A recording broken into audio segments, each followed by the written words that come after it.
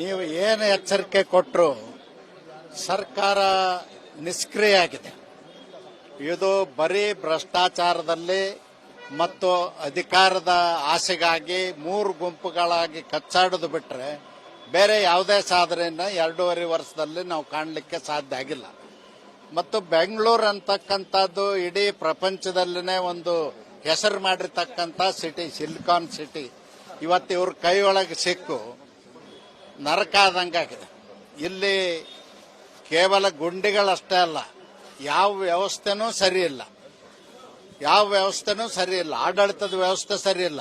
ಬ್ಯಾಂಕ್ಗಳ ರಾಬರಿ ಆಗ್ತಾ ಇದ್ದಾವೆ, ಒಂಟಿ ಮಹಿಳೆಯರು ನೋಡಿ ಮನೆಯಲ್ಲಿ ಕೊಲೆ ಮಾಡಿ ದರೋಡೆ ಮಾಡ್ತಾ ಇದ್ದಾರೆ. ಮತ್ತು SC/ST ಜನಾಂಗದವರ ಅನುದಾನವನ್ನು ದುರ್ಬಳಕೆ ಮಾಡಿಕೊಂಡು ವೋಟ್ ಬ್ಯಾಂಕ್ ರಾಜಕಾರಣಕ್ಕಾಗಿ ಜನರ ಮನಸ್ಸನ್ನು ಕದಿಯುವಂತ ಕೆಲಸವನ್ನ ಮಾಡ್ತಾ ಇದ್ದಾರೆ.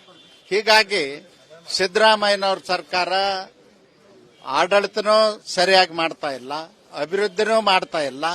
ಕೇವಲ 5 ಲಕ್ಷ ಕೋಟಿ ಸಾಲ ಮಾಡಿದ್ದೆ ಅವ್ರ ದೊಡ್ಡ ಸಾಧನೆ ಆಗಿದೆ. ಅದಕ್ಕಾಗಿ ನಾನು ಸಿದ್ದರಾಮಯ್ಯನವ್ರಿಗೆ ಒತ್ತಾಯ ಮಾಡ್ತೇನೆ, ನಿಮಗೆ ಆಡಳಿತ ಮಾಡಲಿಕ್ಕೆ ಸಾಧ್ಯ ಇಲ್ಲ, ಸಂಪೂರ್ಣ ಆರ್ಥಿಕವಾಗಿ ದಿವಾಳಿ ಆಗಿದೆ ರಾಜ್ಯ, ಕೂಡಲೇ ರಾಜೀನಾಮೆ ಕೊಡಬೇಕು ಅಂತ ಒತ್ತಾಯ ಮಾಡ್ತೀನಿ.